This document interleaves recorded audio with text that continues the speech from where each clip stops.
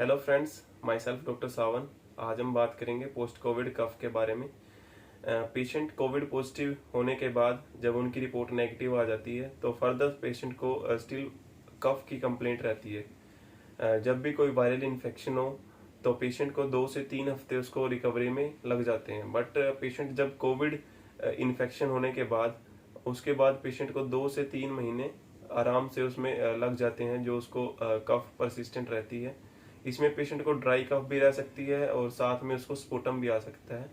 इसके जो कारण पे अगर हम गौर करें तो कारण में क्या होगा कि कोविड के बाद जो पेशेंट होते हैं उनका लंग और एयरवे में डैमेज कर देता है कोविड, जिसकी वजह से जो डेब्रीज होती हैं उसको डिफेंस मैकेनिज्म कफ रिफ्लेक्स के थ्रू बाहर निकालने की कोशिश करता है। और जो हमारी सेंसरी नर्व्स होती हैं उस तो कफ रिफ्लेक्स क्या करेगा, ब्रेन तक उसको सिग्नल पहुंचाएगा और जिसकी वजह से सेंसरी नर्व की हाइपर सेंसिटिविटी हो जाएगी। हाइपर सेंसिटिविटी की वजह से जो ऐसी कंडीशन में पेशेंट को सूखी खांसी के बार बार एपिसोड्स आएंगे, जिसकी वजह से पेशेंट बहुत परेशान होगा। और ऐसी सूखी खांसी आने की वजह से पेशेंट में जो सेंसरी नर्व है उसकी हाइपर सेंसिटिविटी की वजह से ही जो है सूखी खांसी होती है। इसमें एक तीसरा कारण ये भी हो सकता है कि जो कोविड के बाद पेशेंट की जो एयरवे है, सांस की नली है, उसमें क्या होता है कि सूजन आ जाती है। सूजन आ जाने की वजह से उसको पेशेंट को विजिंग की साउंड आना, सीटी की जैसे आवाज आती है वो आना और उसको सांस में दिक्कत आना, ये सब हो सकता है, जिसको हम ब्रोंकाइटिस की तरफ ले जाके ब्रोंकाइटिस की तरह मान सकते हैं। और बट ये टेम्परेरी सिचुएशन होती है जो 2 से 3 हफ्ते में ग्रेजुअली अपने आप ठीक हो जाती है।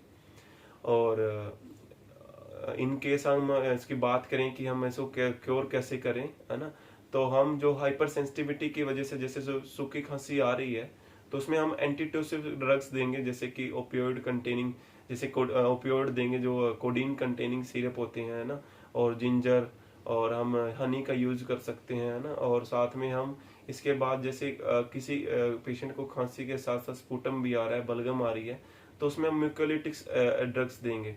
जैसे कि म्यूकोलिटिक्स का काम है कि जो कफ को पतला करके कफ रिफ्लेक्स के थ्रू उसको खांसी के साथ पेशेंट बाहर निकाल दे, जिससे पेशेंट को रिलीफ जल्दी आसानी से मिल जाएगी।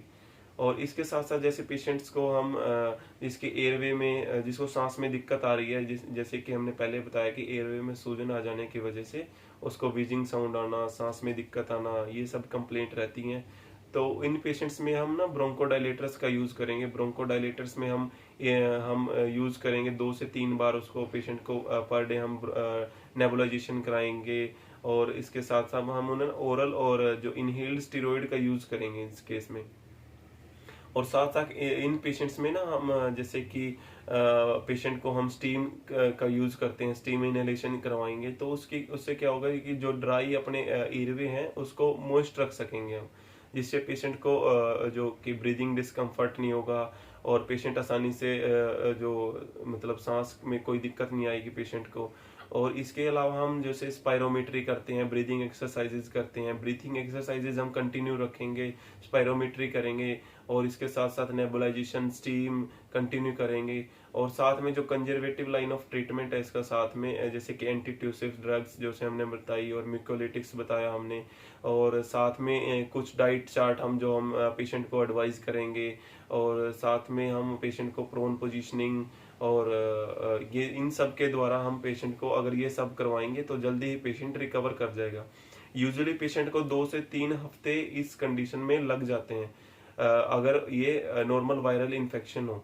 बट इन केस कोविड के केस में पेशेंट को 2 से 3 महीने लगना लाजमी है। तो पेशेंट को हम अगर ये सब बताएं और अगर पेशेंट की सीवियरिटी ज्यादा नहीं है, अगर पेशेंट को इनिशियल स्टेज में इन्फेक्शन हम जल्दी क्योर कर लें और उसका जो सीटी का स्कोर है वो भी अगर कम हो, उसका जो लंग बर्डन है वो भी अगर कम है सीटी में, तो हम अगर पेशेंट को ये सब एडवाइस करेंगे तो इससे पेशेंट बहुत जल्दी से रिकवर कर जाएगा।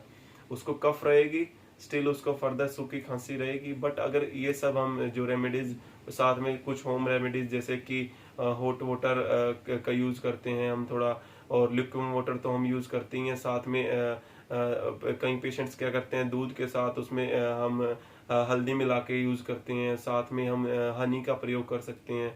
अगर ये सब भी यूज करेंगे तो इन पेशेंट्स में हम जल्दी रिकवर कर जाएंगे। पेशेंट को ऑलमोस्ट सभी पेशेंट को ये कंप्लेंट रहती है कि उनको सूखी खांसी रहती है। कोविड ठीक हो जाता है, पेशेंट को ऑक्सीजन की भी बहुत कम रिक्वायरमेंट होती है, बट स्टिल पेशेंट को कंप्लेंट रहती है कि वो उनको सूखी खांसी हो रही है। दस्का बताते हैं पेशेंट में ना कि हमें खांसी आती है, खांसी में दस्का हो रहा है। मेन बेसिकली वो सूखी खांसी होती है। और मेन क्या होता है, जो सेंसरी नर्व है उसकी जो हाइपर सेंसिटिविटी हो जाती है ब्रेन तक, जो कफ रिफ्लेक्स अपना सिस्टम है, मैकेनिज्म, वो ब्रेन तक सिग्नल लेके जाएगा और वो उसकी हाइपर सेंसिटिविटी कर देगा, जिसकी वजह से हमें सूखी खांसी रहेगी। तो इन सब कंडीशंस में हम, जैसे कि हमने जो आपको हमारी वीडियो में बताया है कि जो हम क्योर कर सकते हैं पेशेंट को किस तरह से, और किस तरह से उसको एक डाइट चार्ट एडवाइज करके उसको फर्दर क्या जो जो उसके डाइट के बारे में समझा के ये सब हम बताएंगे, तो उसको पेशेंट को जल्दी हम क्योर कर लेंगे। और फर्दर हम इसके बारे में आगे अपनी अगली वीडियो में बताएंगे। तब तक के लिए ओके, गुड बाय।